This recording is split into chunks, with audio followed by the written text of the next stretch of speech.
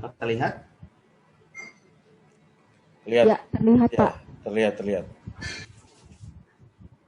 Nah, ini contoh, ini hasil PISA di tahun 2018. Ini yang terakhir dunia melakukan. Nanti ada tes PISA lagi tahun depan 2021 karena tiap 3 tahun. Nah, kita lihat nih. Indonesia ya, yang paling kiri itu membaca. Rata skor membaca anak Indonesia itu 371. Sedangkan negara-negara lain itu 487. Jadi kita bisa lihat kemampuan membaca anak-anak kita jauh di bawah rata-rata dunia. Jauh sekali nih, Pak. Kemudian rata skor matematika kita 379. Jauh di bawah rata-rata dunia yang 489. Untuk sains kita 396. Sedangkan rata-rata dunia 489. Jadi kurang lebih nanti model penilaiannya seperti ini. Ya. Jadi kita lihat ratanya, dan ini kalau kita melihat bagaimana dari tahun 2000 Indonesia ikut PISA membaca matematika sains. Selalu di bawah rata-rata dunia, kan ini rata-rata dunia nih. Mendekati 500 ini. Nah, kita itu bayangin dari tahun 2000 sampai 2018 sempat naik, turun lagi jadi 371. Matematika naik, turun lagi 379. Sains itu juga seperti ini. Gitu. Jadi modelnya akan seperti ini, tidak akan di sini tidak ada nama siswanya, jadi memang tidak akan menghakimi siswa, tidak akan menilai siswa secara individu, dan begitu. Nah, nantinya dibandingkannya bisa seperti ini. Nah, ini contoh, ini kemampuan membaca membandingkan antara Indonesia, Vietnam dengan negara-negara di dunia. Oke. Nanti bisa membandingkan antara sekolah Mardiwana di Bogor dengan sekolah Mardiwana di Sukabumi misalnya, ya kan? Dan dengan rata-rata di Jawa Barat misalnya. Nah, kalau kita ngelihat ini ya, membandingkan kemampuan membaca antara anak-anak Indonesia, Vietnam, dan negara-negara OECD. Nah, kita lihat nih, kalau di Indonesia ternyata prosentase terbesar 55,4% itu level membacanya level 1. Jadi level yang paling rendah, ini level membaca, level 1, 2, 3, 4, 5, sampai 6. Oke, yang berikutnya 30,9% di level 2, 11,7% di level 3, 1,9% di level 4, 0,1% di level 5. Nggak ada yang level 6 Indonesia. Nah, kalau di Vietnam, prosentase terbesar justru berada di level 3, 35,2%. Ada yang di level 6, 0,1%.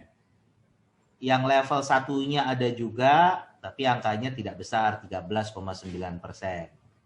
Sedangkan negara rata-rata di dunia sama. Prosentase terbesar itu di level 3. Ya kan?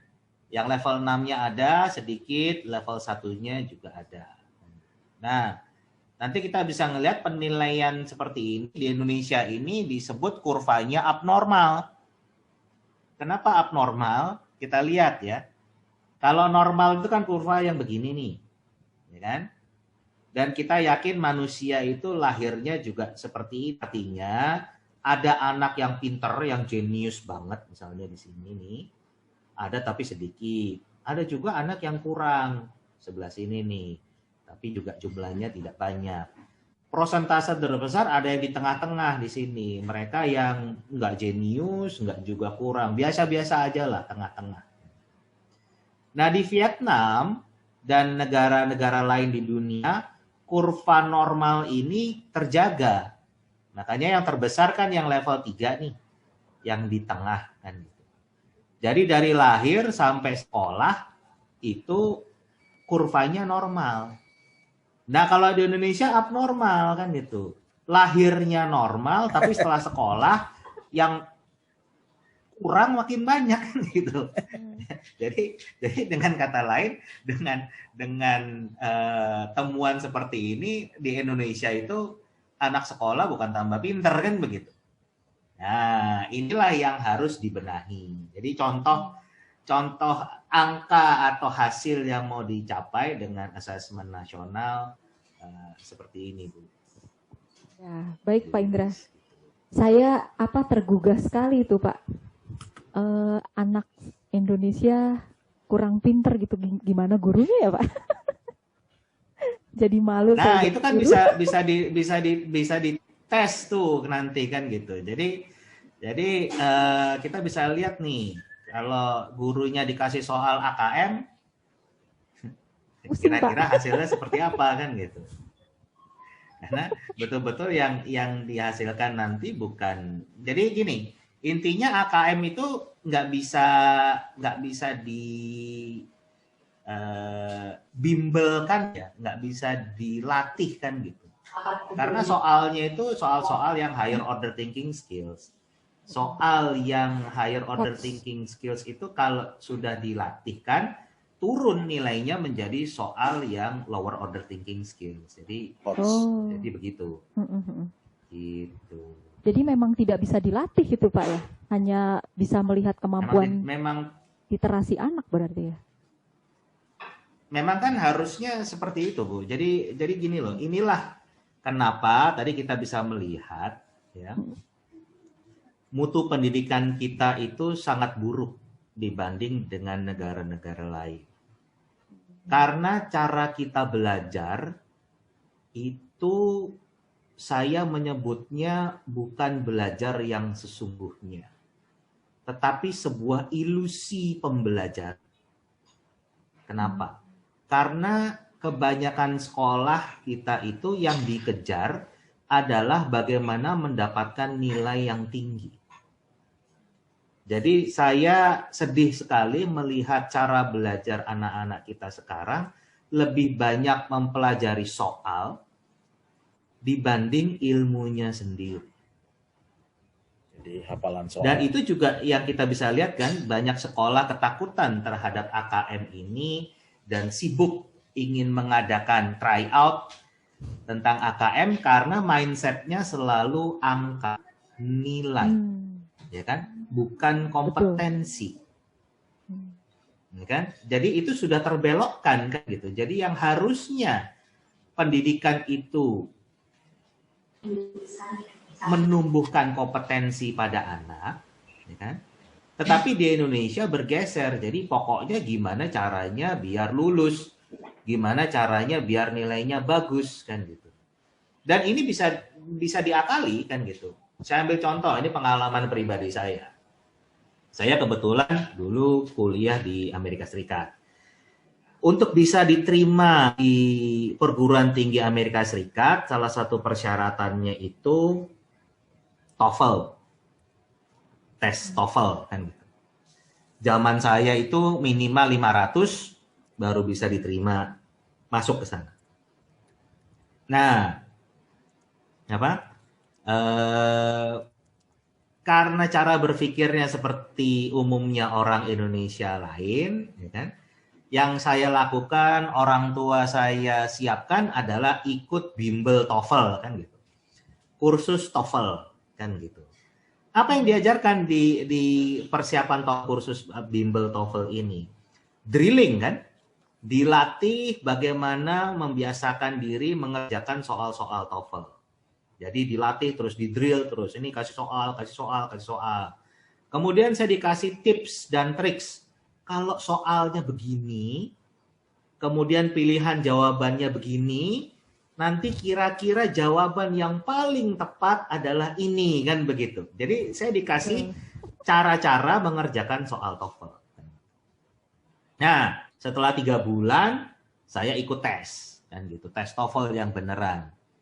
Ternyata skor saya 518. Berarti lulus kan, di atas standar, diterima saya kan gitu.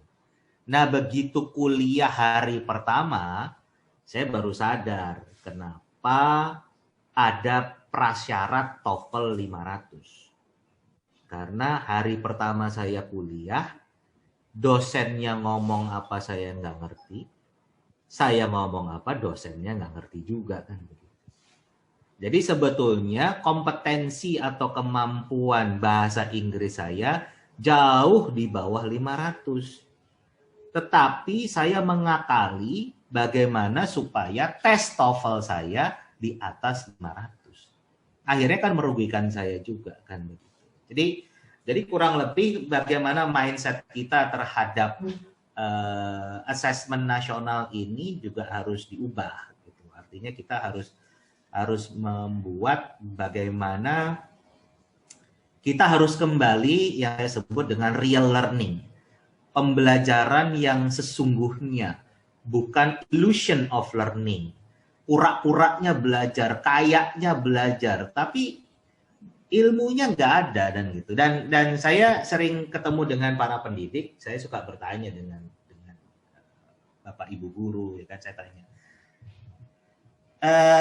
Kalau murid Anda itu menggunakan sistem SKS belajarnya, sistem kebut semalam kan, ya kan? Besoknya mau ujian, besoknya mau ulangan, ya kan? Ya, saya mengalami Pak. Dan pada saat ujian atau ulangan itu nilainya bagus, katakanlah 100 kan gitu, benar semua kan. Tetapi setelah ujian semuanya lupa. Ya, semuanya lupa kan gitu. Nah, pertanyaan saya, apakah KD-nya tercapai? Gitu. Nggak meresap ya Pak, Ya. berarti tidak meresap. Nah, nggak makanya kan tercapai. pertanyaannya kan, apakah KD-nya tercapai kan gitu? Harusnya kan KD-nya tidak tercapai kalau dengan model seperti, tapi selama ini itu dia tercapai. Apalagi dengan KKM kan gitu, itu kan penipuan berjamaah kan sebetulnya kan KKM. Yang kan tercapai gitu. Begitu. Nah, Yesus, inilah yang terjadi. Dan ini yang harus bersama kita benahi untuk kita itu sudah sangat ketinggalan dengan negara-negara lain. Kita bisa lihat tadi kan angkanya. Dan itu yang harus kita benahi bersama kan gitu. Nah, apalagi sekolah-sekolah swasta kan gitu yang betul-betul kita harus yang paling awal, apalagi sekolah Katolik yang mengembalikan lagi ke tadi yang saya katakan real learning, pembelajaran atau pendidikan yang sesungguhnya, bukan illusion of learning kan gitu, hanya ilusi pembelajaran, kayak kelihatannya belajar padahal nggak ada hasilnya, gitu Bu Lilis.